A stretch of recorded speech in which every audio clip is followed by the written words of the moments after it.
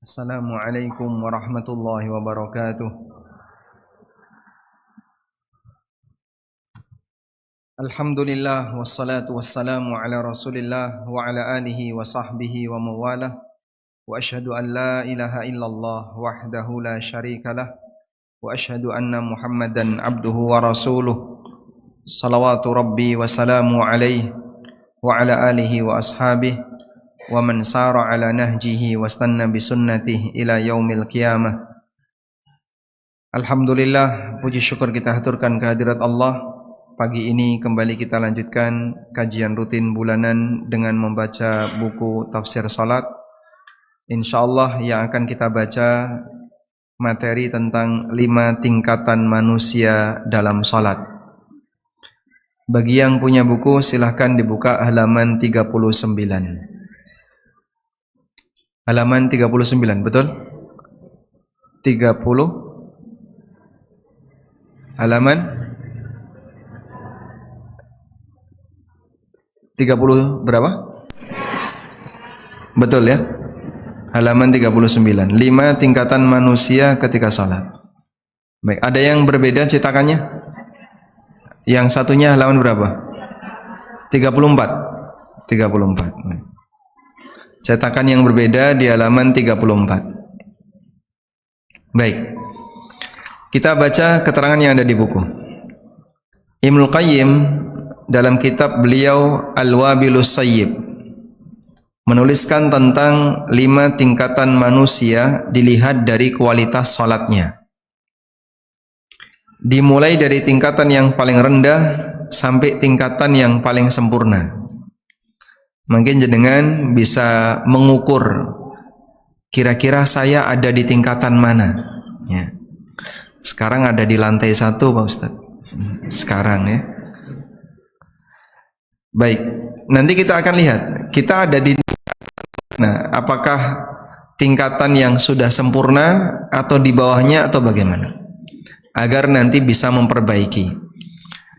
Melakukan evaluasi terhadap amal diri sendiri, salah satu di antara manfaatnya apa? Menyadari kekurangan untuk melakukan perbaikan. Menyadari kekurangan, ngerti awake dhewe kurang agar nanti bisa melakukan perbaikan. Itulah fungsi evaluasi. Sekarang kita lihat tingkatan yang pertama. Tingkatan pertama, dan ini tingkatan yang paling rendah. Mereka ketika sholat tidak memperhatikan kesempurnaan bagian lahiriah sholat, sehingga sisi lahiriah sholatnya masih sangat kurang. Misalnya wudunya tidak sempurna, waktunya telat, menggunakan pakaian yang tidak pantas, gerakannya sangat cepat, tidak tumakninah ketika mengerjakan rukun-rukun sholat, dan seterusnya. Bahkan terkadang dia tidak sempurna ketika rukuk dan sujud ya, jadi rukuk belum nekuk itu sudah sami Allahu liman hamidah. Sujud belum mendarat, dahi ini belum menyentuh tanah sudah duduk. Iktidal belum ngadeg jejeg sudah turun. Ini semuanya orang yang melakukan kekurangan dalam sholat disebut oleh Nabi SAW sebagai maling ketika sholat.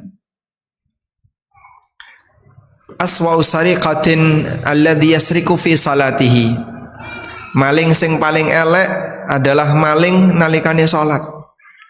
Para sahabat bertanya, ya Rasulullah, wa kaifa yasriku fi salatihi? Ya Rasulullah, bagaimana orang itu bisa maling ketika salat? Kemudian Nabi SAW mengatakan, la yutimmu ruku'ahu wa la sujudah. Dia tidak mengerjakan rukuk dan sujud secara sempurna. Nalikane rukuk durung nekuk sudah tangi.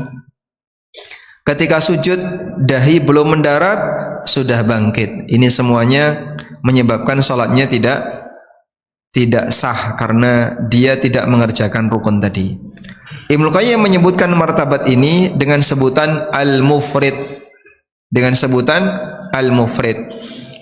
Inilah manusia yang salat yang dinyatakan oleh Allah dalam Al-Quran, fawailun lil musallin alladzina hum an salatihim sahun. Cilaka wong sing salat. Sinten niku? Nalikane salat dia lalai. Maksudnya dia mufrid.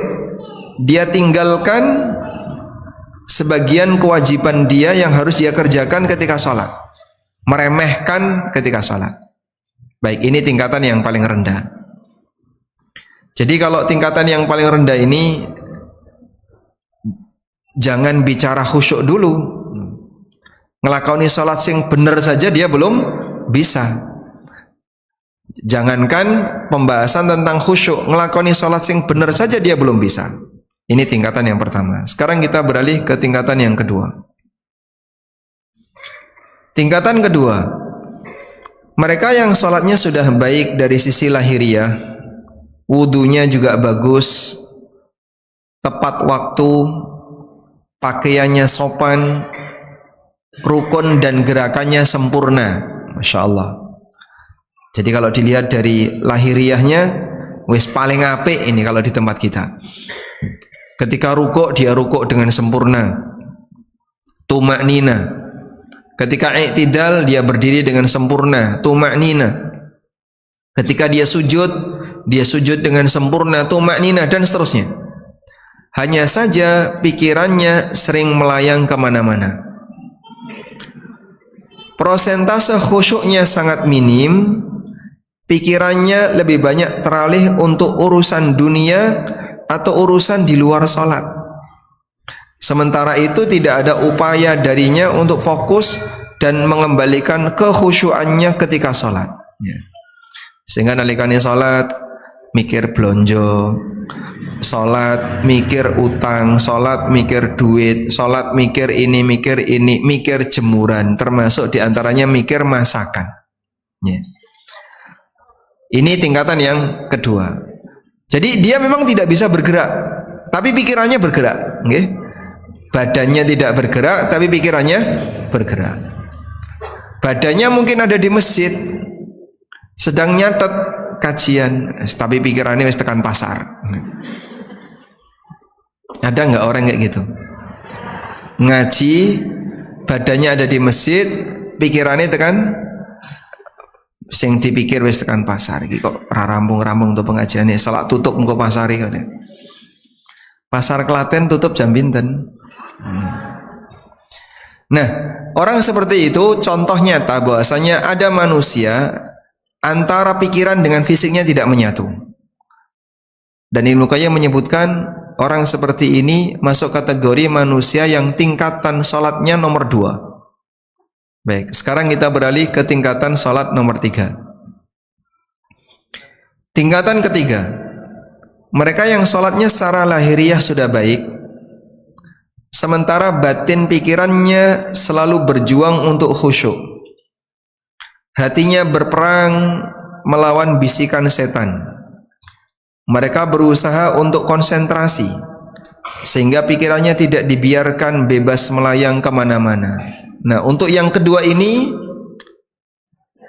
untuk yang ketiga ini pikirannya keluar masuk. Kadang pergi, kadang datang. Kadang pergi, kadang datang. Kadang eling, kadang hilang.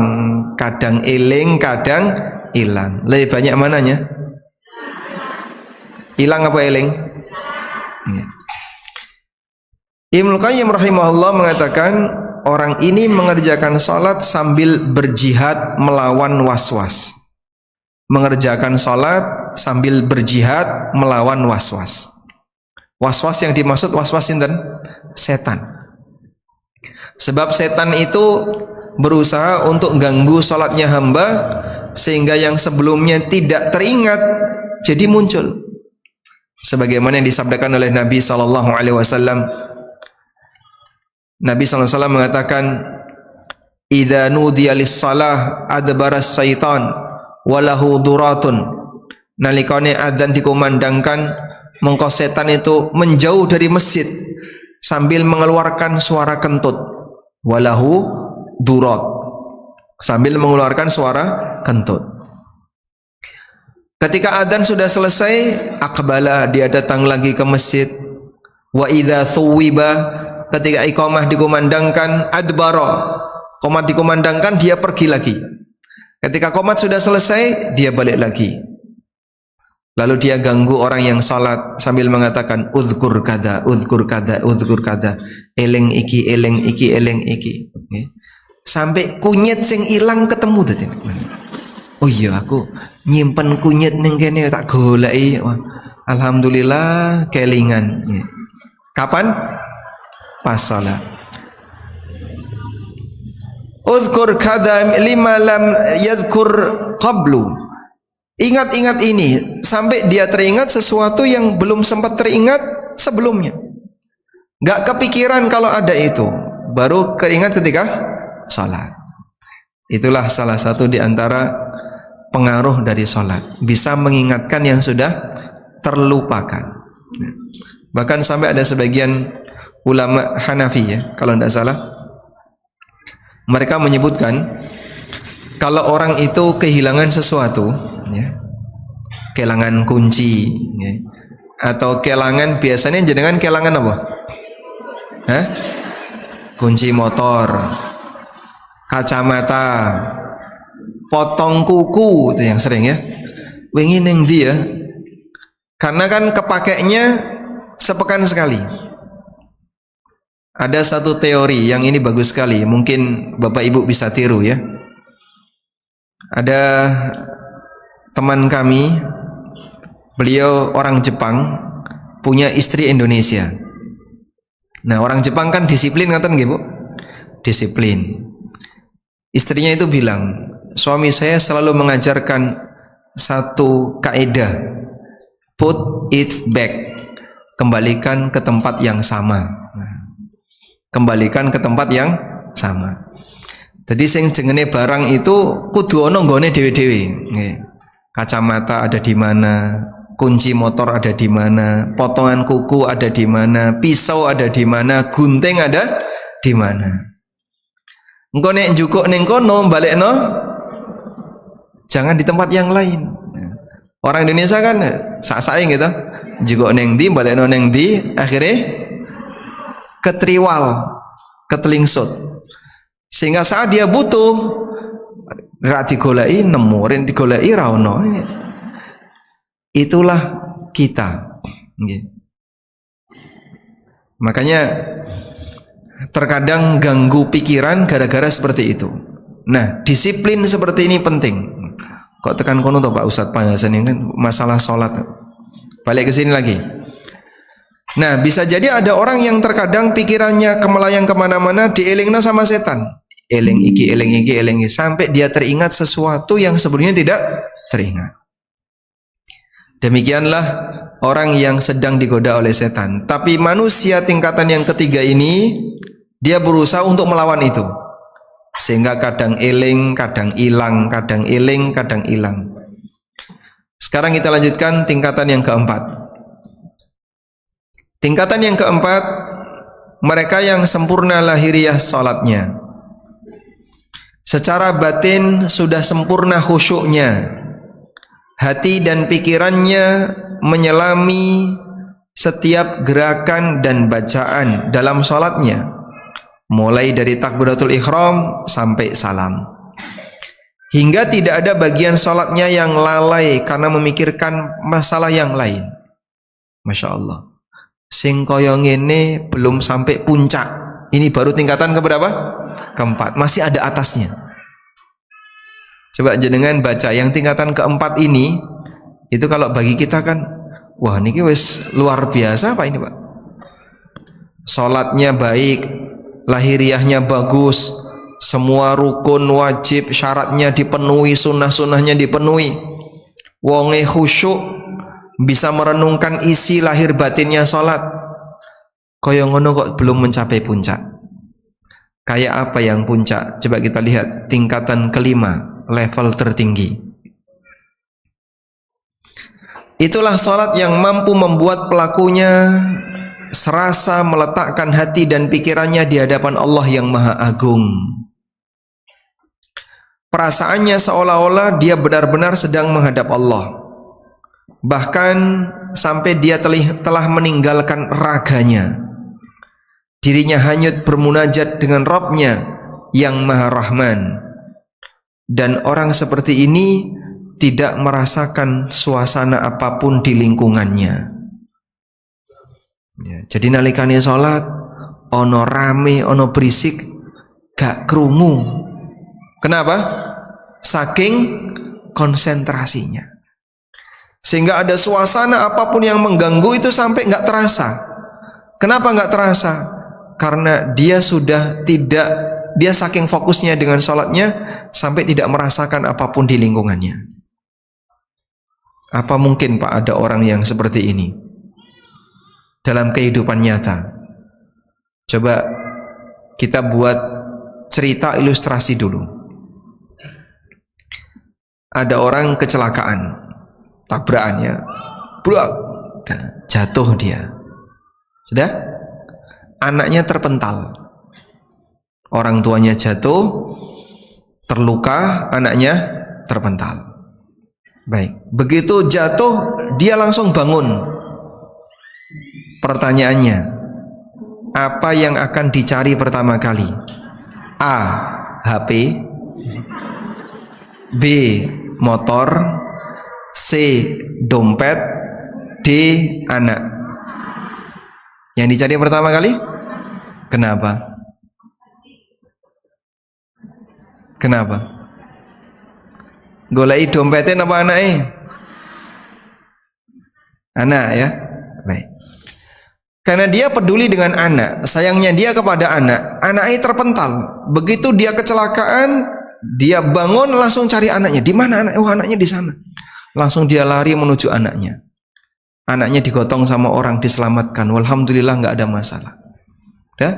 Ketika anaknya diserahkan, diberitahu, Pak, Bapak berdarah loh mukanya. Iya ya. Nah, dia baru merasakan berdarah kapan? Disentuh dulu, dilihat, oh iya. Paham gini? Berarti yang mengalami merasa atau tidak ketika itu? Tidak terasa. Baru terasa, waduh kok loro. Dia baru terasa darahnya itu ngucur di kepala setelah diberitahu. Kenapa? Konsentrasi dia yang sangat besar pada anak menyebabkan dia tidak merasakan sakit ketika kepalanya bocor. Itu contoh. Terkadang ada orang yang dia saking fokusnya dengan hal yang tertentu sampai rasa sakit itu tidak terasa.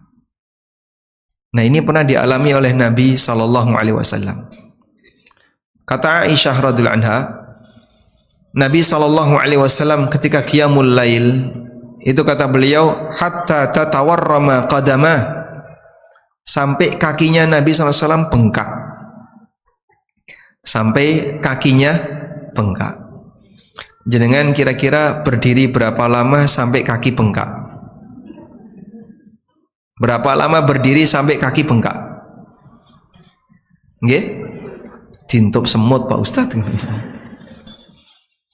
Kita berdiri mungkin setengah jam belum bengkak itu kaki. Kita misalnya mencoba, jangan coba nggih. Salat tarawih sak juz. Apakah kakinya bengkak? Belum. Berarti tambahi Pak Ustadz 2 juz. Durung bengkak Pak Ustadz. Tambahi 3 juz. Durung bengkak Pak Ustadz. Sing kira-kira sampai bengkak pirang juz. Itulah yang diceritakan oleh Aisyah radhiyallahu anha ketika menjelaskan bagaimana ibadah qiyamul lail yang dilakukan oleh Nabi sallallahu alaihi wasallam. Beliau qiyamul lail sampai kakinya bengkak. Kok ora krasa lara? Nah, tadi penjelasannya. Saking fokusnya dengan apa? Salat yang dikerjakan sampai tidak merasakan sakitnya kaki yang bengkak. Baik. Itulah tingkatan yang tertinggi, salat tingkatan yang kelima. Sekarang kita baca keterangan Ibnu Qayyim. Kemudian Ibnu Qayyim menyebutkan 5 keadaan di atas. Beliau mengatakan, fal qismul awwal muaqabun. Untuk salat dengan tingkatan yang pertama, dia akan dihukum. Sholat tingkatan yang pertama dia dihukum. Coba sholat tingkatan yang pertama yang kayak apa tadi? Lahiriahnya ada yang kurang. Tidak tumaknina, rukuk sujudnya tidak sempurna, wudunya tidak sempurna, masih banyak yang kurang dan seterusnya. Nyuwun sewu, masih banyak sekali orang yang wudunya salah. Niki nek dititeni siji-siji, monggo jenengan wudu tak titeni. Saya yakin masih banyak yang salah. Terutama mohon maaf, siku itu sering garing. Bagian siku ya. Sehingga dia wudu mau diguyur-guyur gini, depannya basah, belakangnya kering. Yang kedua yang sering kering itu tungkak, ya. Tumit. Karena diguyur bagian depan, belakangnya garing. Jenengan titeni bapak-bapak yang seperti itu juga banyak. Baru mulai saka sawah wisuh, tapi ternyata bagian tumitnya kering. Sholat apa hukumnya? Batal. Kenapa? Wudunya tidak sah. Masih ada bagian anggota wudu yang tidak terkena air. Dan cukup sering saya menjumpai orang-orang di masjid ketika wudhu seperti itu kondisinya. Alhamdulillah sebagian ketika diingatkan mau nurut, walaupun kadang sebagian ragilem nurut. Ini sholatnya batal, dan kalau nekat sholat, kata Ibnu Qayyim, mu'aqabun, sholatnya tidak sah, yang bersangkutan dihukum. Dan itulah makna firman Allah, fawailun lil musallin. Cilaka wong sing salat alladzina hum an salatihim sahun. Watsani muhasabun. Wong sing nomor loro yang kedua muhasab, akan dihisab. Yang tadi nggih. Lahiriahnya sudah bagus, tapi pikirannya melayang kemana-mana. Sehingga dia salat sempurna secara fisik, tapi hilang secara batin. Orang seperti ini dihisab. Tegese pripun, Pak? Salate kurang, maka nanti akan dihisab. Watsalits mukaffar. Orang yang ketiga salatnya bisa menutupi kesalahan. Mukaffarun. Mukaffarun itu artinya dia ditutupi kesalahannya. Salatnya bisa jadi kafarah. Yang ketiga tadi gimana yang ketiga? Sempurna lahiriah, batinnya berjuang khusyuk, tapi kadang hilang. Jadi melbu metu, kadang hilang, kadang eling tadi ya. Nah yang seperti ini sholatnya sudah bisa menjadi kafaroh dosa. Warabi yang keempat musabun, orang yang dapat pahala, sholatnya diberi pahala. Yang tadi lahiriahnya bagus, sholatnya sempurna, dan dia sudah sangat khusyuk, maka yang seperti ini dapat pahala. Wal khamis muqarrabun min rabbih. Orang yang kelima yang paling tinggi itulah muqarrabun, orang yang mendekat kepada Allah. Li'annahu lahu nasiban mimman ju'ilat qurratu 'ainihi fis shalah. Kata Ibnu Qayyim, orang yang seperti ini Allah jadikan salatnya itu sebagai penyejuk bagi jiwanya. Allah jadikan salatnya itu sebagai penyejuk jiwanya, sehingga krasa ayem nalikane salat, terasa nyaman ketika salat. Wong nek wis kadung kepenak, krasa liyane gak digubris. Aku wis enak kaya ngene, ada sesuatu apapun di luar gak diperhatikan. Itulah pengaruh baik ketika orang sudah merasa nyaman dengan ibadah tertentu. Nggih. Nyuwun sewu. Kalau orang itu punya masalah, biasanya pelariannya kemana? Nek jenengan kagungan masalah, apa yang Anda lakukan? Napa? Mancing. Judek karo bojone mancing. Masya Allah. Apa yang dilakukan ketika orang punya masalah? Ya? Curhat. Curhat, apa lagi? Kalau nggak ada teman curhat,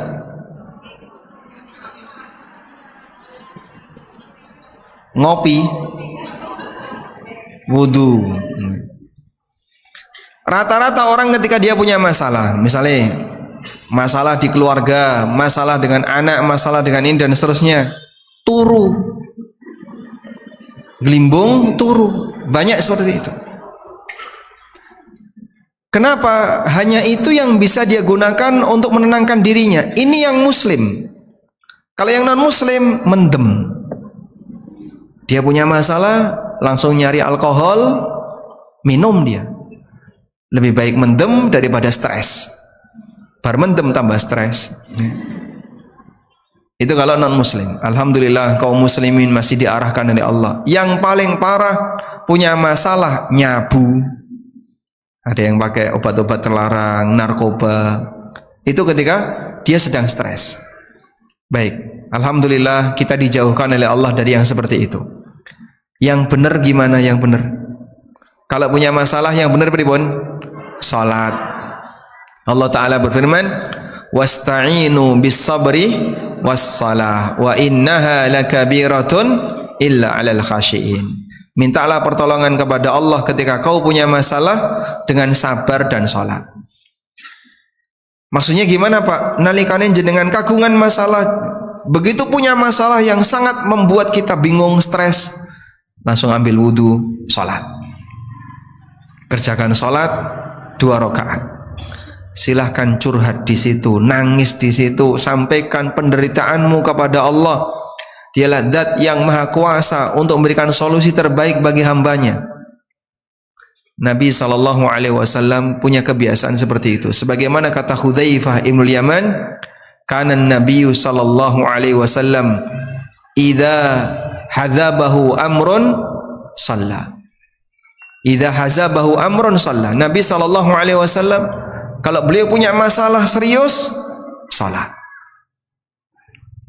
Dapat berita, dompetmu hilang, terus salat, lapor, ya Allah dompetku hilang. Dapat berita HP-mu hilang, langsung salat, lapor, ya Allah HP-ku hilang, minta ganti yang lebih baik. Boleh kayak gitu? Dan seperti itulah yang dilakukan oleh Nabi SAW, karena Allah jadikan penyejuk hati beliau di mana?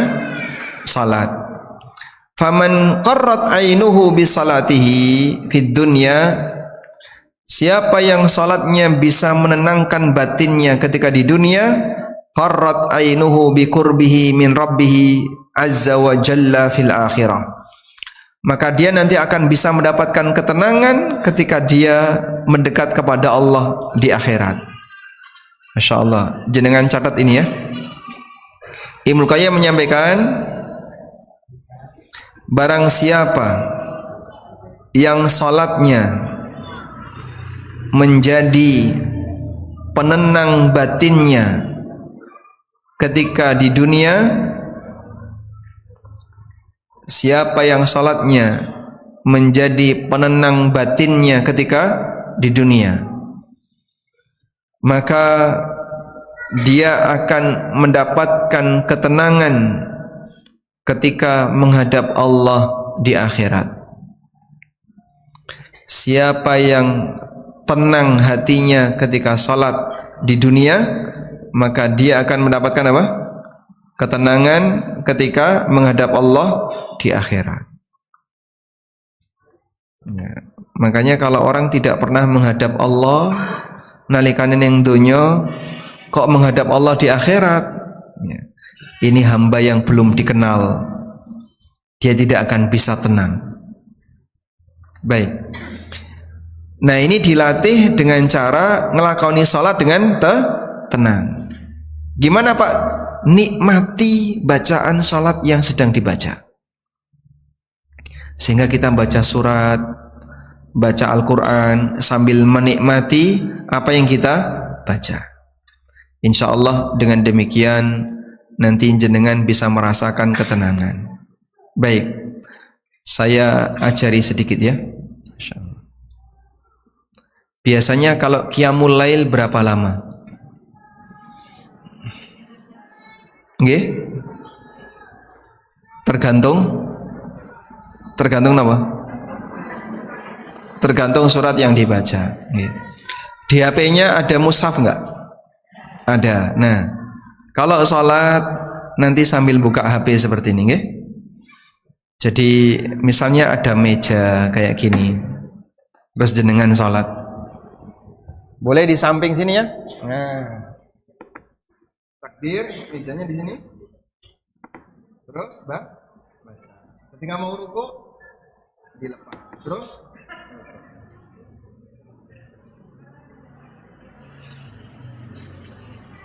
Oke, paham insyaallah?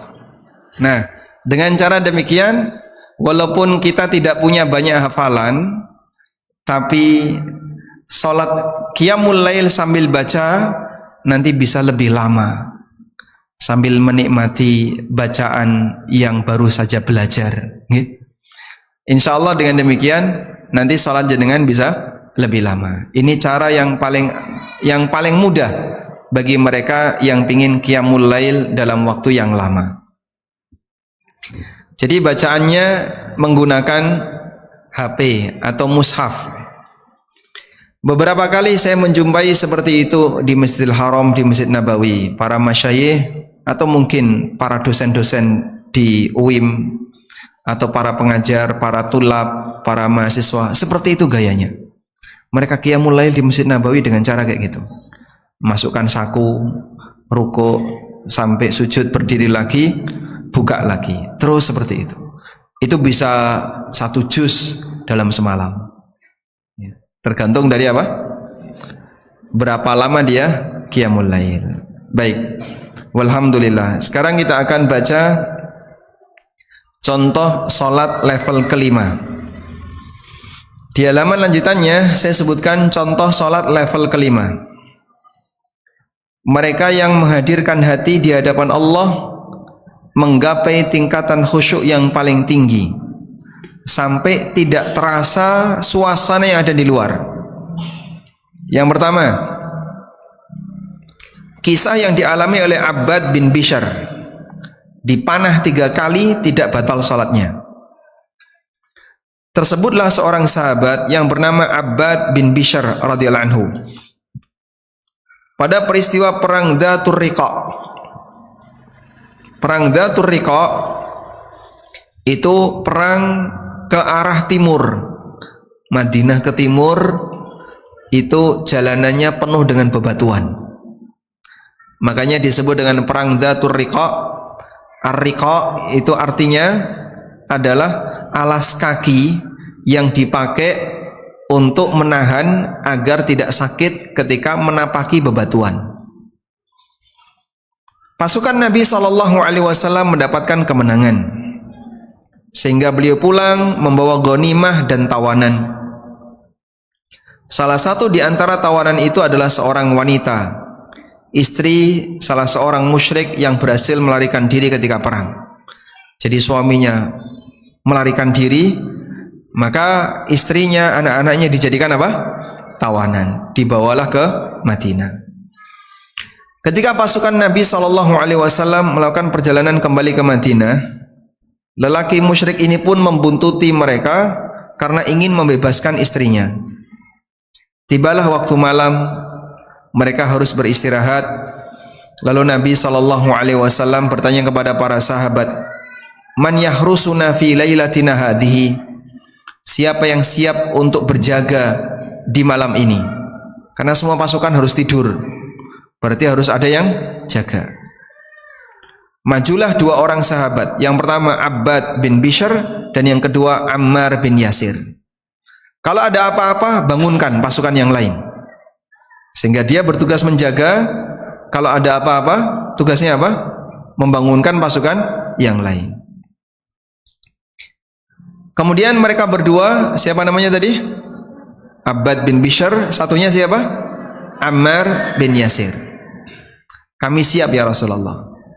Akhirnya yang lain tidur, 2 orang ini siap untuk berjaga.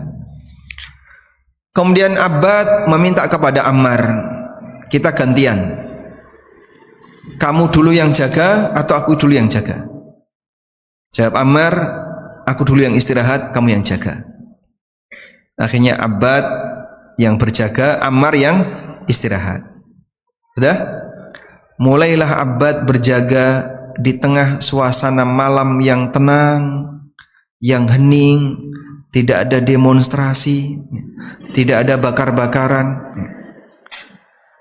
Sehingga ketenangan Abbad membuat Abbad ingin bermunajat dengan Rabb-nya, ingin berdoa kepada Allah dan banyak membaca Al-Quran. Akhirnya beliau bangkit mengerjakan salat dan beliau membaca surat Al-Kahfi. Perenungan luar biasa terhadap surat Al-Kahfi hingga membuat Abbad hanyut dalam indahnya surat Al-Kahfi. Beliau tenggelam dalam tadabbur ayat demi ayat yang dibaca di surat Al-Kahfi. Nah, si musyrik yang mengintai tadi telah berhasil mendekat ke pasukan kaum muslimin. Cuman dia takut nanti kalau sampai harus maju untuk membebaskan istrinya bisa jadi ditangkap. Maka apa yang dia lakukan? Dia amati semua kondisi, dia melihat Abbad sendirian sedang berjaga. Maka dia mengarahkan anak panahnya. Kemudian dipanahlah Abbad bin Bishr yang sedang salat. Tepat mengenai tubuhnya Abbad. Dan begitu mengenai tubuhnya langsung dicabut. Abbad melanjutkan bacaan Qur'annya. Bisa dibayangin ya, anak panah nancep langsung dicabut. Kira-kira gimana? Hah? Nggak mati. Jangan mati dulu ya. Darahnya mengucur. Darahnya mengucur, keluar darah. Tapi Abbad tetap melanjutkan salat. Lalu si musyrik ini melemparkan anak panah yang kedua, tepat mengenai badan Abbad. Dan beliau hanya mencabutnya, lalu melanjutkan salatnya. Si musyrik melemparkan anak panah yang ketiga, dan beliau hanya mencabutnya. Subhanallah, orang musyrik ini yang memanah Abbad sebanyak 3 kali, kok gak mati-mati? Dan tetap seperti itu, sampai ketakutan dia. Jangan-jangan ini dudu menungso. Dipanah berkali-kali tidak mati. Akhirnya dia pun melarikan diri. Lalu si Abbad, beliau tidak sanggup untuk bertahan. Badannya sudah lemes saking banyaknya darah yang mengalir. Kemudian beliau membangunkan Ammar karena khawatir kalau Abbad meninggal akan mengancam Rasulullah sallallahu alaihi wasallam. Nanti siapa yang jaga Nabi sallallahu alaihi wasallam? Beliau khawatir. Jadi khawatirnya karena apa? Khawatirnya karena apa? Keselamatan Nabi sallallahu alaihi wasallam. Nanti yang jaga enggak ada. Akhirnya Abbad kemudian membangunkan Ammar. Saya berkesimpulan, andaikan bukan karena keselamatan Nabi sallallahu alaihi wasallam, mungkin Abbad lebih milih mati ketika sholat. Jadi dipanah berkali-kali tidak apa-apa, bertahan. Kalaupun mati, mati sedang sholat. Mati mulia enggak? Mulia. Akhirnya beliau membangunkan Ammar bin Yasir karena khawatir beliau meninggal sementara tidak ada yang menjaga Nabi SAW. Melihat kejadian ini, si musyrik tadi lari ketakutan. Inilah contoh, subhanallah, manusia yang tenggelam dalam kehusyuan sholatnya hingga lupa rasa sakit anak panah yang menancap dirinya. Kok ada seperti itu Pak ya? Kita mungkin tidak bisa ya. Jadi jangankan anak panah, kesenggol koncone saja sudah nesu. Ada orang yang begitu sensitif, badannya itu tidak mau tersentuh orang lain. Rapatkan barisan, merapat, geser, rapat, geser. Ini kok mepet aku terus toh? Dipepet, geser, pepet, geser. Nesu, dipepet, langsung dipidak sikile. Itu kejadian real ya.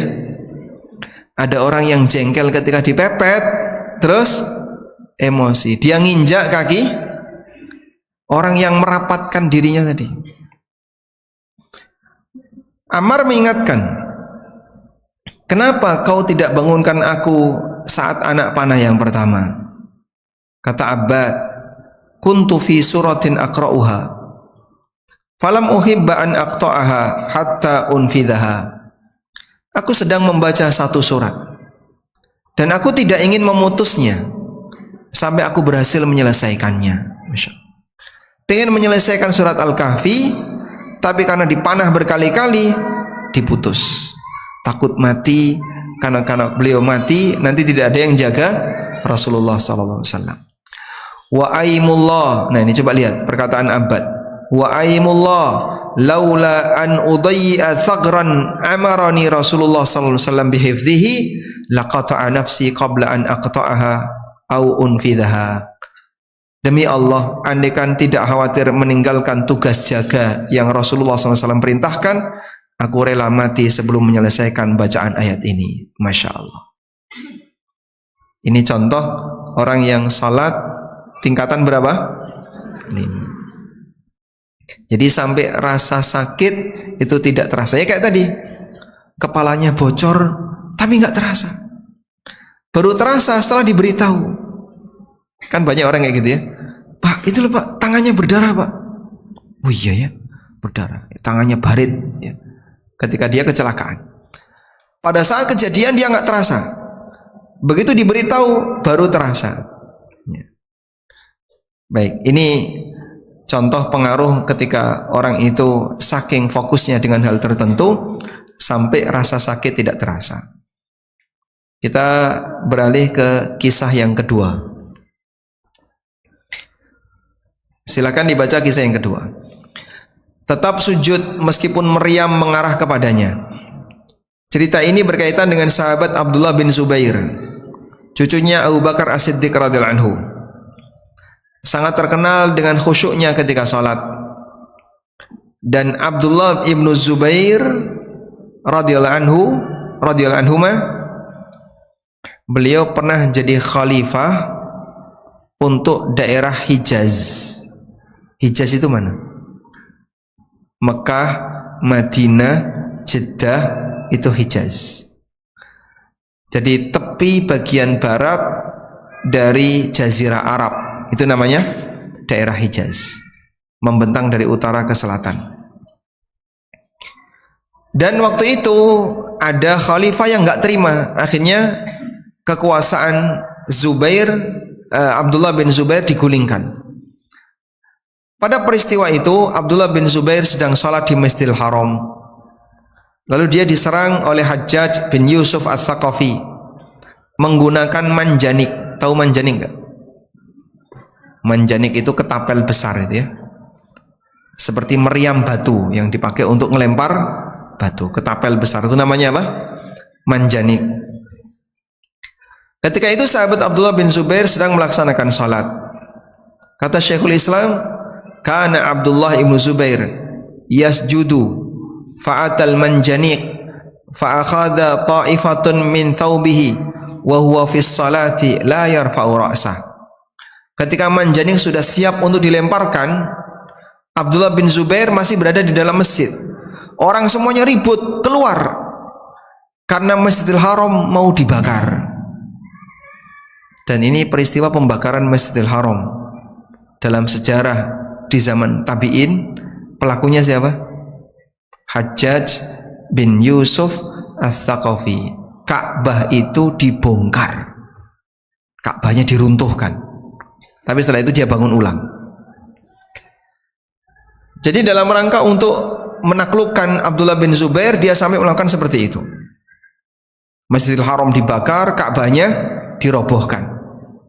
Abdullah bin Zubair sholat di situ nggak bergerak. Sampai ada orang yang nyeret bajunya. Abdullah bin Zubair diseret, ayo metu, keluar, jangan di sini, nanti kamu bisa mati. Tapi beliau tetap sujud, tidak bergerak. Masya Allah. Itu contoh apa? Orang yang tenggelam dalam salatnya. Sampai ada situasi yang sangat berbahaya, tidak membuat yang bersangkutan geser dari tempat itu, bertahan untuk melanjutkan salat yang dikerjakan. Jadi Pak, kira-kira kalau terjadi gempa bumi itu sebaiknya gimana Pak? Salat gempa bumi, kira-kira gimana?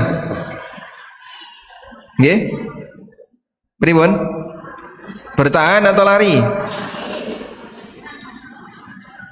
Bertahan atau lari? Lari. Kenapa lari? Ya ini menyelamatkan diri. Baik. Ketika gempa bumi, lari. Loh Pak, katanya kalau sholat gak boleh bergerak. Ya pilih mati atau tetap sholat. Loh, sholat nanti kalau mati dalam sholat kan husnul khotimah. Ya itu ada perhitungannya. Baik. Jadi begini, kalau gempanya beresiko, misalnya gempa yang besar beresiko, maka Anda lari untuk menyelamatkan diri. Tapi kalau gempanya kecil, tidak beresiko, Anda misalnya merasakan gempa tapi ringan. Nah kalau seperti ini tidak perlu lari, silahkan bertahan. Nah ngertinya di mana Pak? Ya ngertinya goyangannya. Kalau goyangannya besar berarti beresiko. Segera ke mana? Lari. Kalau goyangannya ringan, wah ini bertahan saja, insya Allah aman. Wallahu alam. Baik, lanjut. Berikutnya adalah rumahnya kebakaran tapi tidak terasa. Rumah kebakaran tapi tidak terasa. Kaya apa ini ya? Tersebutlah seorang ulama tabi'in namanya Muslim bin Yasar rahimahullah. Beliau wafat tahun 100 Hijriah. Dikisahkan oleh Az-Zahabi, kana Muslim bin Yasar idza shalla ka'annahu thawbun mulqah. Muslim bin Yasar itu kalau sholat kayak kain. Muslim bin Yasar kalau sholat itu kayak kain. Kayak kain itu maksudnya apa? Diem saja. Wa kana yaqulu li ahlihi idza dakhala fi shalah tahaddatsu falastu asma'u hadithakum. Ketika beliau sedang sholat, begitu mulai sholat beliau mengatakan kepada istri dan anak-anaknya, kalian kalau mau ngobrol silakan, aku nggak kerungu dengan obrolan kalian. Padahal obrolan itu ada dalam satu rumah. Sampai Muslim bin Yasar nggak dengar obrolan istri dan anaknya. Masya Allah. Wa dzukira annahu waqa'a harikun fi darihi wa huwa yusalli. Falamma dzukira lahu qala ma sya'artu. Bahkan diceritakan terjadi kebakaran di rumahnya dan beliau sedang sholat. Itu digotong sama orang. Muslim bin Yasar sedang sholat di dalam rumah, terjadi kebakaran. Dia digotong keluar. Sampai di luar sholatnya belum batal. Begitu selesai sholat diceritakan, loh aku kok ning di omamu kobong. Wah saya tadi nggak tahu kalau rumah saya kebakaran. Subhanallah. Itu sama kayak orang tidur ya. Saking lelapnya dia tidur, dia digotong keluar ketika kebakaran. Begitu sudah sampai di luar dia tetap tidur. Tangi-tangi omai gosong. Bapak ngerti nggak tadi terjadi apa? Nggak tahu. Saya ngertinya mau mimpi huru hara. Begitu tangi kok omaku kobong. Apa itu? Saking fokusnya sampai tidak ingat situasi di luar. Baik. Kapan Anda bisa fokus seperti ini? Pas turu Pak Ustaz. Boten tanglet ngeten niku nggih. Selanjutnya, disengat tawon tapi tetap bertahan ketika sholat. Imam Bukhari, penulis kitab Sahih yang disepakati umat Islam, diceritakan wa kana al-Bukhari yusalli dzata yaumin au dzata lailatin. Imam Bukhari pernah melakukan salat pada satu hari atau satu malam. Falasi'ahu zanbur sab'a asyrata marratan.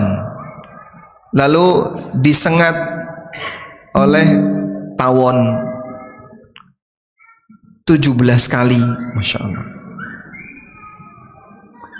Jadi itu mungkin tawonnya masuk ke dalam baju, metu ra iso, gitu.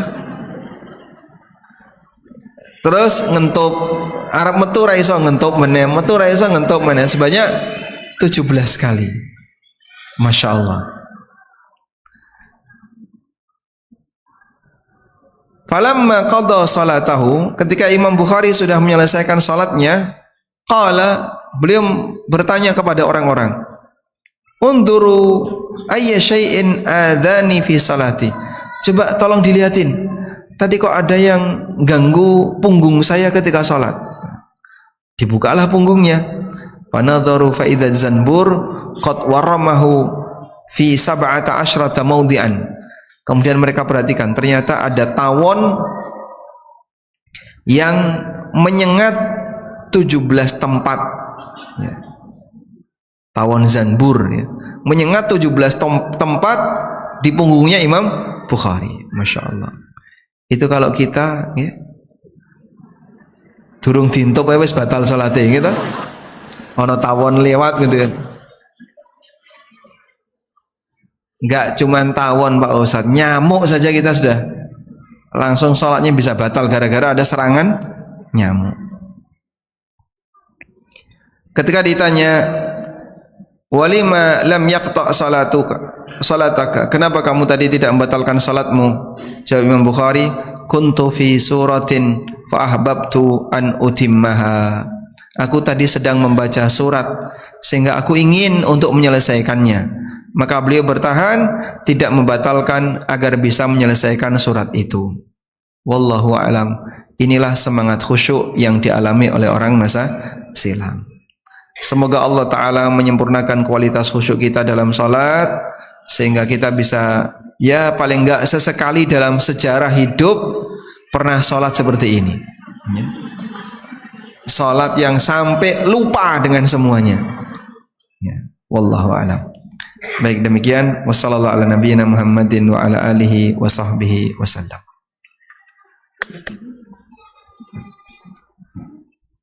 Baik. Ada 5 hadiah. Kuis dulu 5, baru nanti membaca pertanyaan. Hadiah utama VK ASN. Yang ASN angkat tangan. Kok bolos? Pun pensiun. Yang belum pensiun ada? ASN belum pensiun? Tidak ada. Baik. Pertanyaannya, cepet-cepetan ya. Pertanyaannya, jelaskan tanpa membuka buku dan catatan.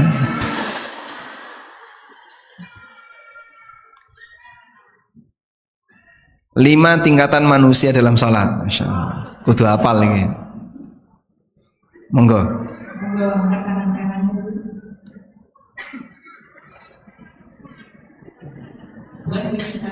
Monggo, silakan.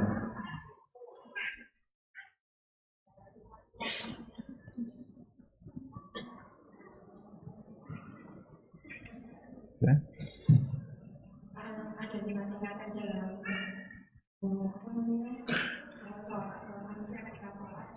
Yang pertama dengan tingkatan paling rendah, secara dunia tidak khusyuk, wujudnya tidak baik, tapi bacaannya tidak baik, tidak kemana-mana, kemudian sesuai dengan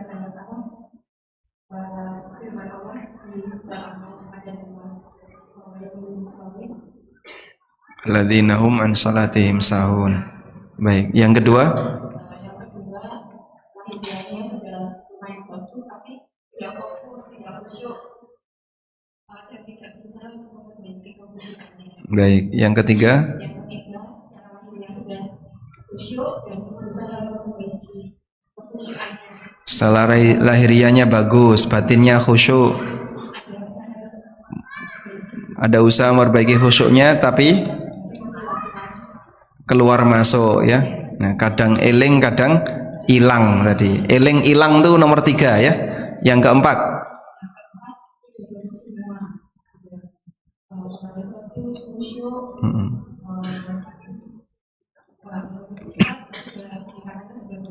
Ya. Mungkin yang kelima sampai apa ya, merasa tidak terganggu dengan apa-apa lagi. Baik, tenggelam dalam salatnya, dalam munajat. Alhamdulillah, dapat hadiah ya. Yang kedua, buku fikih haid. Pertanyaannya, tadi sudah disebutkan 5 tingkatan. Pertanyaannya adalah, Ibnu Qayyim menjelaskan konsekuensi dari 5 tingkatan ini apa saja. Nah, silakan. Tingkatan pertama apa, tingkatan kedua apa? Ya, angkat tangan. Monggo, silakan panitia yang menentukan.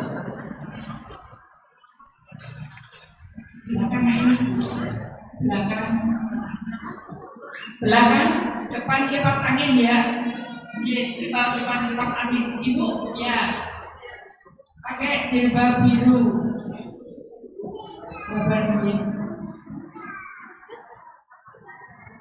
Depan kipas angin. Ya. Pakai jilbab biru.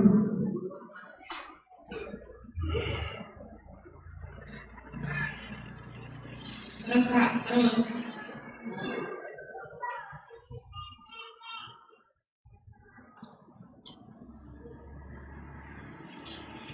Bismillah. Untuk sholat yang tingkatan pertama dia akan Dihukum. Yang kedua akan dihisab, yang ketiga sholatnya bisa menutupi kesalahannya, jadi kafaroh. yang keempat pahala, yang kelima mendekatkan kepada Allah, sholatnya sebagai penyucian jiwa. Masya Allah, alhamdulillah dapat hadiah. Selanjutnya, buku doa yang tidak tertolak. Pertanyaannya, siapa nama sahabat yang disuruh jaga tadi dalam perang Dzatur Riqa? Nah, Oh iya.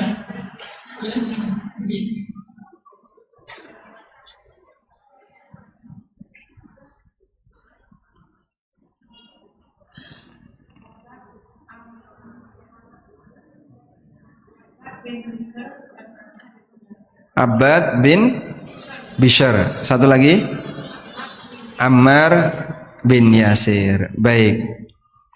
Pertanyaannya, siapa yang membakar Masjidil Haram?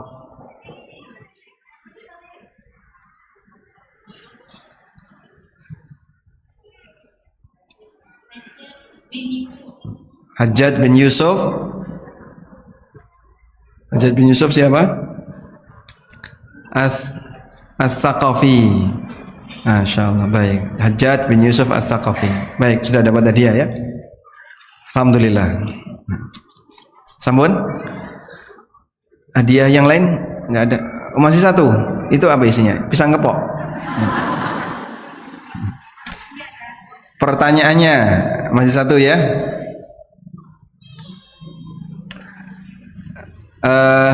Tadi disebutkan tentang orang yang kebakaran ketika sholat tapi tidak terasa. Baik, tahun berapa beliau wafat?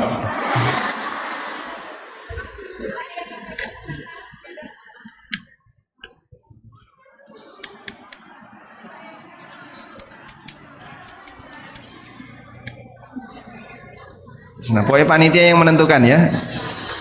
Kalau angkat tangan, mintalah mikrofon ke panitia.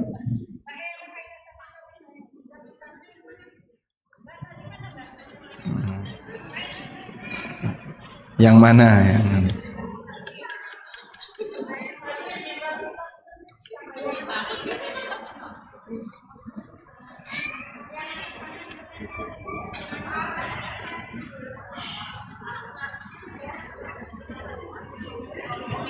Baik, gugur, dianggap gugur ya. Terlalu banyak yang angkat tangan jadi gugur. Gimana? Jadi nggak jadi. Lanjut. Hah? Lanjut. Ya, silakan tadi siapa yang mau jawab? Masa ini panitia ini bingung nih. Okay. Tahun 100 Hijriah. Siapa namanya tadi? Muslim bin Yasar. Muslim bin Yasar. Alhamdulillah sudah selesai ya. Baik. Kita baca beberapa pertanyaan. Assalamualaikum. Waalaikumsalam. Apakah zikir setelah sholat sunnah sama dengan zikir setelah sholat wajib? Jawabannya beda. Yang kita baca astaghfirullah, astaghfirullah, astaghfirullah, Allahumma antas salam wa minkas salam, itu zikir kapan? Sholat wajib. Kalau sholat sunnah ya tidak perlu zikir seperti itu. Sehingga sholat sunnah zikirnya apa Pak? Sesuai dengan zikir saat sholat sunnah masing-masing. Selesai witir baca apa? Subhanal malikil quddus, Subhanal malikil quddus. Kalau selesai sholat apa lagi? Selesai sholat duha tidak ada doa khusus. Selesai sholat qobliyah subuh nggak ada doa khusus. Maka kalau tidak ada doa khusus, Anda tidak perlu membaca apapun, walaupun boleh zikir bebas. Wallahu a'lam. Bagaimana batasan aurat ketika sholat bagi yang bercadar? Misalkan sholat di luar rumah, di tempat umum, di tempat terbuka. Bagaimana batasan pakaian yang dapat dipakai untuk sholat? Wajah dan telapak tangan itu bukan aurat. Makanya ketika sholat boleh dibuka pada saat tidak ada lelaki yang bukan mahram. Akan tetapi wajah kenapa ditutup? Ini berkaitan dengan masalah potensi fitnah. Oleh karena itu dalam mazhab Syafi'iyah sebagian ulama mewajibkan untuk memakai cadar dalam rangka menghindari potensi fitnah. Sehingga Anda yang sudah bercadar ketika sholat di tempat terbuka maka boleh sambil memakai cadar. Wallahu alam. Saya kemarin fotokopi 2 paket soal buku pelajaran untuk dipakai anak saya latihan soal ANBK. Bukunya pinjam dari sekolah. Tiba-tiba ditegur suami karena memfotokopi buku tanpa izin dari penulis. Beliau ngendika haram, mohon dijelaskan hukumnya dan bagaimana cara tobatnya. Wes kadung ya. Baik. Seperti ini sebenarnya kembali kepada uruf yang berlaku. Yang kita tahu kalau buku pemerintah nggih. Seperti kalau dulu ada namanya apa yang diterbitkan oleh pemerintah itu? Iya, buku paket yang diterbitkan pemerintah. Kan ada namanya itu ya, ESPS bukan? Itu kurikulum ya, kurikulum SPS. Intinya buku yang diterbitkan oleh pemerintah. Yang kita tahu buku yang diterbitkan oleh pemerintah itu bebas akses. Makanya hak ciptanya milik negara, sehingga siapapun yang download PDF terus fotokopi bebas. Ini yang terbitan pemerintah. Nah, untuk penerbit selain yang punya pemerintah, contohnya Pak, misalnya penerbit A, penerbit B, penerbit C, untuk buku-buku seperti itu, ya tentu saja pada asalnya tidak diperbolehkan, ya. Karena mengambil sebagian tanpa izin dari pemilik, hukumnya tidak boleh. Tapi Pak, itu kan ada banyak sekali buku tafsir sholat bajakan. Ada beberapa yang jual buku tafsir sholat bajakan, ya.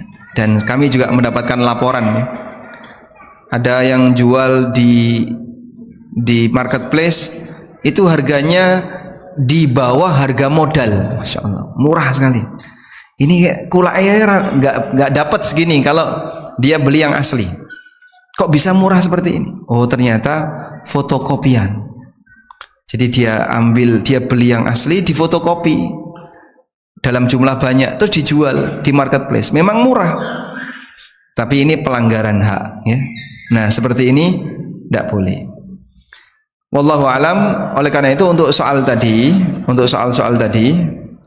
sepanjang itu sudah dibebaskan oleh pemerintah, karena ini buku terbitan pemerintah, insya Allah tidak masalah.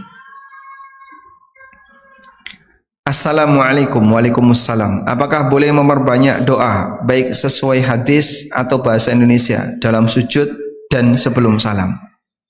Boleh memperbanyak doa sebanyak-banyaknya, selama-lamanya. Berarti sujudnya berapa lama Pak? Yang penting Anda tidak lupa kalau sedang sholat. Itu batasan yang disampaikan oleh Al-Qadhi Abu Ya'la. Jadi ada pembahasan berapa lama orang itu maksimal boleh memperlama sujud. Misalnya sujud gak tangi-tangi itu bolehnya berapa lama? Kata beliau, tidak ada batas. Yang penting tidak sampai menyebabkan dia lupa kalau dia lagi sholat. Kadang kan ada yang saking lamanya begitu bangun, aku ini mau ngopo ya kok? Lah kowe ngopo mau ora tangi-tangi? Saking apa? Lamanya. Ada kayak gitu ya? Ada. Makanya kalau sampai seperti itu kelamaan, maka yang bersangkutan melanggar, sehingga boleh sujud lama tapi tidak sampai berlebihan. Wallahu a'lam. Lalu isinya apa Pak? Membaca doa tadi. Boleh memperbanyak doa sujud. Subhana rabbiyal a'la, subhana rabbiyal a'la, subhana rabbiyal, dibaleni ping 100 monggo. Umar bin Abdul Aziz itu ketika beliau rukuk dan sujud, beliau membaca 10 kali. Subhana rabbiyal azim, subhana rabbiyal azim, subhana rabbiyal azim. Berapa kali? 10 kali. Di tempat kita kalau ada kayak gitu protes makmumnya. Kelamaan, 3 kali saja kadang sudah merasa lama. Itu beliau baca 10 kali. Nanti coba ya, jenengan sholat, yang ibu-ibu kan sholatnya di rumah, jamaah atau sendirian? Yang di rumah. Nah di rumah kalau sendiri, coba baca doa rukuk, doa sujud 10 kali. Nanti akan terasa, itulah sholatnya Umar bin Abdul Aziz. Dan Nabi SAW pernah membaca 10 kali. Maka Anas bin Malik memuji Umar bin Abdul Aziz. Kata beliau, belum pernah aku lihat ada orang yang sholatnya mirip seperti Nabi SAW melebihi pemuda ini. Dan yang dimaksud Umar. Bacanya berapa? 10 kali. Nanti bisa dicoba ya. Kalau pas sholat sendirian, rukuk, subhana rabbiyal azim, subhana rabbiyal azim, ping 10. I'tidal, sami Allahu liman hamidah, rabbana walakal hamdu, cukup sekali saja. Terus sujud, subhana rabbiyal a'la, berapa? 10 kali. Bisa juga membaca doa-doa dengan permohonan, baik yang berbahasa Arab maupun yang tidak berbahasa Arab. Boleh nggak Pak kita doa pakai bahasa Indonesia ketika sholat? Pendapat yang lebih kuat boleh. Ya Allah, sadarkan pemimpin-pemimpin kami ya Allah, misalnya amankan negeri kami, berikan keselamatan bagi masyarakat kami, buat masyarakat kami rukun, selalu damai, menjaga kenyamanan bersama, dan seterusnya. Anda doakan negeri ini biar lebih baik, baik atasannya maupun bawahannya. Apakah boleh sholat sewaktu-waktu jika tiba-tiba ingin sholat? Mungkin karena ada masalah ingin berdoa atau tobat. Jawabannya boleh selama tidak di waktu terlarang. Jadi tiba-tiba jenengan kok pengen sholat, langsung wudhu sholat. Boleh? Boleh. Selama apa? Tidak di waktu terlarang. Waktu terlarang niku kapan? Kapan waktu terlarang? Habis subuh, habis asar, terus ketika matahari tepat di tengah. Nah ini waktu-waktu larangan. Kalau pas waktu larangan tidak boleh. Assalamualaikum, waalaikumsalam. Ketika sholat isya tiba-tiba lupa 3 rakaat sudah salam. Apakah saya harus mengulang sholat atau nambah 1 rakaat lagi? Yang betul nambah 1 rakaat lagi. Sehingga begitu jenengan salam kok kroso, iya kurang siji gitu iki. Lalu Anda tambahkan 1 rakaat lagi. Setelah itu sampai salam. Kemudian sujud sahwi setelah salam. Sujud sahwi setelah salam. Nah. Assalamualaikum. Waalaikumsalam. Salat yang boleh melihat mushaf itu salat wajib atau salat sunnah saja? Jawabannya salat sunnah saja. Sedangkan salat wajib karena Anda tidak terlalu lama, maka cukup dengan hafalan yang ada.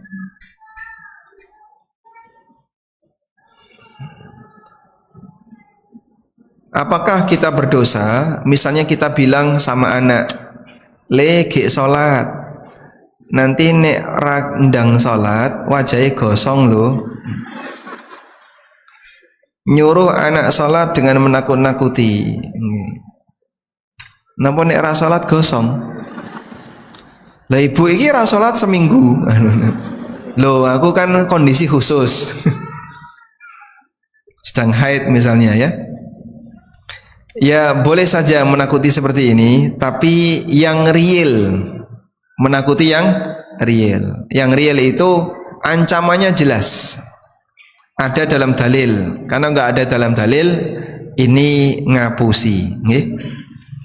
Misalnya, kamu sholat, karena kalau tidak Allah benci orang yang tidak sholat. Allah akan menghukum orang yang tidak sholat. Itu benar nggak? Benar. Allah benci orang yang tidak sholat, Allah akan menghukum orang yang tidak sholat. Itu benar. Walaupun dia belum balik, dia tidak termasuk di situ. Tapi dengan ancaman umum yang berlaku bagi umumnya orang yang sudah balik, hukumnya boleh. Terus boleh enggak Pak Ustadz, setiap bacaan sholat seorang ibu dilafadzkan dengan anak agak keras, dengan harapan supaya anak-anaknya hafal dengan bacaan sholat? Boleh ya. Jadi kalau Anda sholat di rumah, ngimami anak-anaknya, nanti silahkan dibaca dengan keras, agar nanti anaknya bisa mendengar, sehingga nanti lama-lama hafal.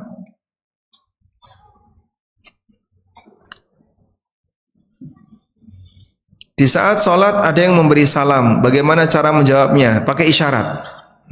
Jadi Anda ketika sedekap, ada yang baik memberi salam. Kalau dia bisa melihat, isyarat.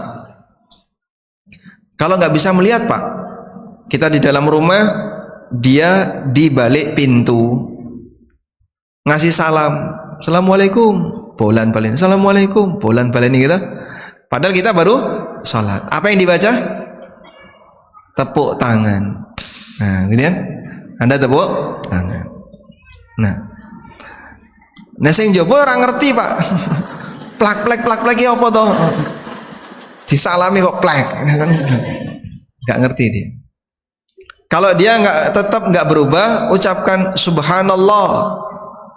Berarti ana wonge ku. Kayak salam kok jawabnya subhanallah.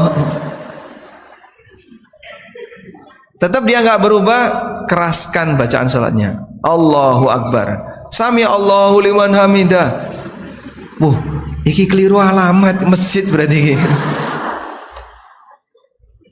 Aku marah ngirim paket kok keliru alamat. Masyaallah. Iki salah kabeh nih kayak gini. Karena banyak di antara masyarakat kita yang belum paham sunnah seperti ini. Nabi SAW mengajarkan, idza hadasya syai'un fi salatihi falyaqul subhanallah. Kalau ada kejadian apapun ketika salat, ucapkan subhanallah. Itu bagi laki-laki. Kalau perempuan, nepuk tangan tadi. Plek kok gak berubah mungkin. Plek lagi gak berubah. Ya sudah, Anda baca subhanallah. Assalamualaikum. Waalaikumsalam. Bagaimana cara kita para wanita berwudu di tempat umum? Bolehkah hanya dibasuh atau lap sedikit di baju karena takut membuka aurat di tempat umum terbuka? Bolehkah diajarkan cara wudu yang benar Ustadz? Ya. Baik. Anda lengannya harus tertutup ya. Dah? Terus wudu di tempat umum gimana? Diguyur kainnya. Ya teles dong Pak. Ya rapopo tuh teles. Nanti kan bisa garing. Kalau muka biasa bisa ya. Kalau kepala Pak, apa buka jilbab? Ya jangan. Tapi diusap di atas jilbab. Sehingga kepala diusap di atas jilbab, tangan diguyur di atas kain lengan. Nanti jadi kain baju jenengan basah. Nah terus gosoknya ya digosok-gosok di bawah kain. Boleh kayak gitu? Boleh. Yang penting basah. Begitu ya? Sehingga sudah tercuci basah. Nah nanti kainnya basah. Habis basah tuh dijemur. Tadi baru sholat garing nong ini terus sampai garing kayak lungo. Ini mungkin sebagai solusi kalau misalnya Anda batal di Masjidil Haram, sementara nyari tempat wudhu tertutup jauh, maka bisa wudhu dengan menggunakan zam-zam dan caranya tadi. Assalamualaikum. Waalaikumsalam. Saya memiliki anak laki-laki 5 tahun. Setiap sholat selalu saya ajak dan saya mengeraskan bacaan sholat saya supaya dia belajar dikit-dikit. Apakah sholat saya sah? Jawabannya sah. Boleh ya. Suami nitip pertanyaan, bagaimana cara kita didatangkan hidayah? Bagaimana cara agar kita didatangkan hidayah? Ya berdoa biar dikasih hidayah. Yang ngasih hidayah itu siapa? Maka mintalah kepada yang memilikinya. Dan lakukan amalan yang bisa mendatangkan hidayah. Walladzina jahadu fina lanahdiyannahum subulana. Coba kita buka ini. Surat apa itu? Walladzina jahadu fina lanahdiyannahum subulana wa innallaha lama'al muhsinin. Banyak. Nah, muhsinin. Nah. Di surat Al-Ankabut ayat 69. Walladzina jahadu fina, orang-orang yang bersungguh-sungguh untuk mendekatkan diri kepadaku, lanahdiyannahum subulana, sungguh kami akan berikan petunjuk ke jalan kami. Maka salah satu di antara cara untuk dapat petunjuk adalah kalau ibadah yang serius, berjuang yang serius, sungguh-sungguh. Dengan kesungguhan itulah maka sang hamba akan diberi hidayah oleh Allah Ta'ala. Wallahu a'lam. Assalamualaikum. Waalaikumsalam. Salat sunnah rawatib apakah tetap dilakukan bila salat fardu telat waktunya? Kalau qobliyah, maka Anda perhatikan apakah waktunya masih cukup atau tidak jika dipakai salat wajib. Misal nggih, salat duhur batas akhirnya sampai waktu asar. Asar jam pinten sak menika? Jam 3. Jenengan ketiduran habis pulang dari perjalanan sampai rumah jam 1, durung salat duhur, kesel, capek, bar demo, masya Allah, demo masak ya. Nah terus tidur deh, tak istirahat dulu, tidur, tangi-tangi jam 3 kurang 1/4, bangun-bangun jam 3 kurang 1/4, langsung ambil wudhu, sholat. Cukup berapa rakaat? Kalau hanya cukup 4 rakaat, jangan qobliyah. Tapi kalau cukup 5 rakaat, cukup berapa? 6 rakaat qobliyah, terus sholat duhur 4 rakaat. Nah, yang lebih aman gimana Pak? Sholat duhur dulu, lalu setelah itu ba'diyah, jika masih ada waktu. Assalamualaikum. Waalaikumsalam. Amalan ibadah apa yang dilakukan bila sampai di Madinah? Kondisi masih dalam keadaan haid. Apakah boleh masuk masjid? Insya Allah saya akan umroh dalam waktu dekat. Nah, tidak ada amalan apapun ya. Tidak ada amalan apapun ketika orang sampai di kota Madinah. Loh katanya memperbanyak sholawat. Memperbanyak sholawat bisa di semua tempat. Di Klaten bisa memperbanyak sholawat, Klaten bersolawat ya. Nanti di Jogja bisa memperbanyak sholawat, Jogja bersolawat. Dimanapun silahkan memperbanyak sholawat. Salawat itu tidak harus di Madinah. Bukan syarat untuk bisa sampai salawat dan salam kita kepada Nabi sallallahu alaihi wasallam harus diutarakan dari dekat. Pemahaman itu salah. Kemudian yang diberikan oleh Allah Ta'ala, siapapun yang bersalawat dimanapun dia berada, salawat itu akan ditampakkan kepada Rasulullah sallallahu alaihi wasallam.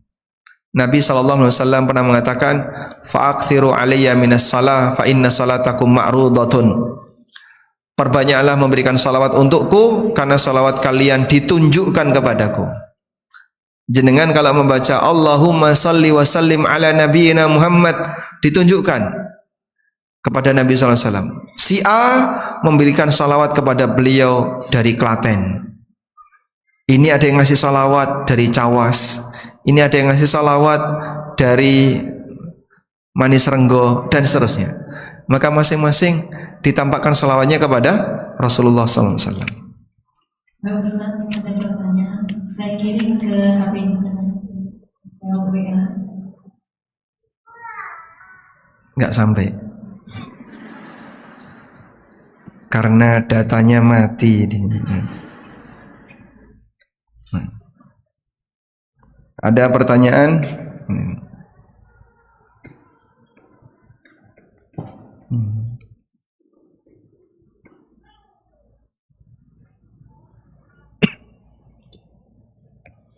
Apakah boleh ketika sholat sambil memejamkan mata? Soalnya saya merasa lebih khusyuk dan tenang kalau menutup mata.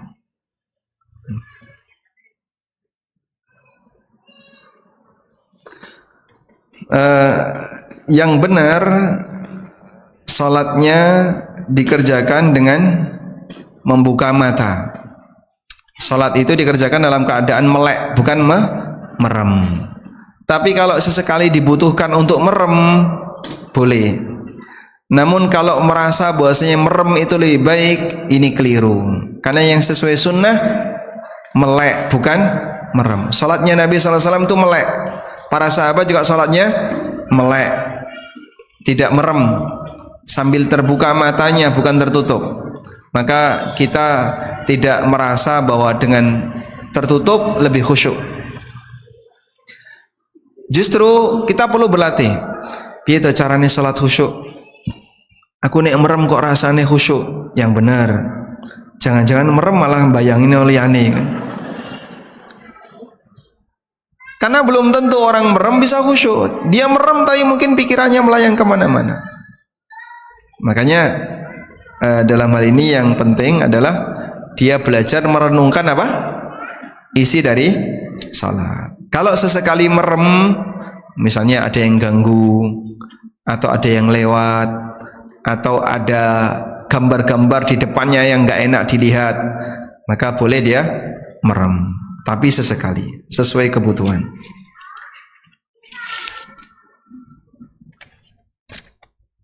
Assalamualaikum. Waalaikumsalam. Apakah mukna pada saat sujud tidak boleh menghalangi telapak tangan dan jidat ketika sujud dalam salat? Kebanyakan mukna sekarang besar banget.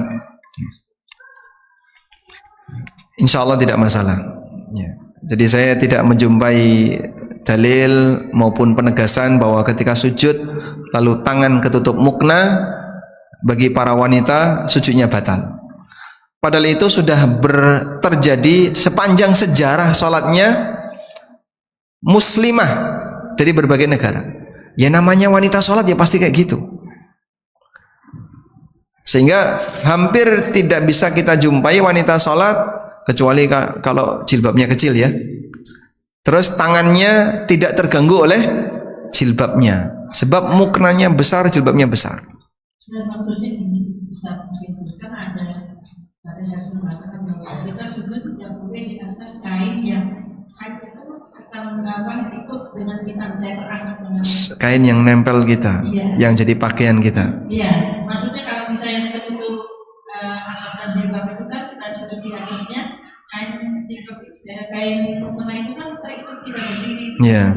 Nah itu katanya ada yang melakukan seperti itu maksudnya menurut pertanyaan itu. Baik. Ini penjelasan saya Sa'di, tapi wallahu alam yang saya pahami nampaknya itu berlaku bagi laki-laki.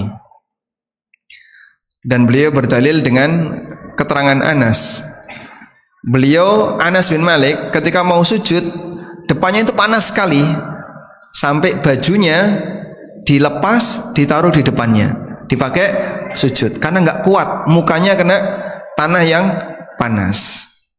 Nah, maka ini disimpulkan oleh beliau, seperti ini boleh jika dibutuhkan. Maka kalau tidak dibutuhkan, makruh. Ini penjelasan Syekh Abdurrahman bin Nasir As-Sa'di rahimahullah. Namun bagi wanita kayak gini kan karena pengaruh pakaiannya. Jilbabnya yang besar, begitu dia sujud tangannya kemana? Tangannya kemana? Ke depan. Nah, ketika tangan ke depan, jilbabnya ikut. Nanti jadinya berkali-kali narik jilbab.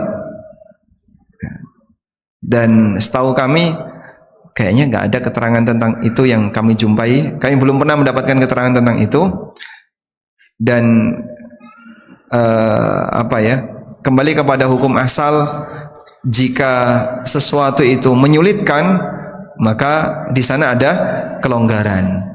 Idza dhaqal amru ittasa'. Kalau ada sesuatu yang menyulitkan, maka di situ ada kelonggaran. Ustaz, ini karena waktu sudah menunjukkan jam 10:30, pertanyaannya tersisa nanti kita jawab lewat WA aja. Alhamdulillah, pertanyaan yang tersisa dibiarkan di sini saja. Insya Allah nanti bisa dijawab oleh ustadz yang lain, ya. Bukan begitu, Ustaz. Seperti Ustaz dari Mariam, kalau ada pertanyaan yang tersisa, nanti saya share ke WA ke beliau menjawab tulisan, terus saya share lagi ke grup besar. Masya Allah, baik. Baik, silakan dicoba saja, tapi saya tidak menjanjikan, ya. Demikian, semoga bermanfaat. Wassallallahu ala nabiyyina Muhammadin wa ala alihi wa sahbihi wasallam. Wa akhiru da'wana anil hamdulillahi rabbil alamin. Wassalamualaikum warahmatullahi wabarakatuh.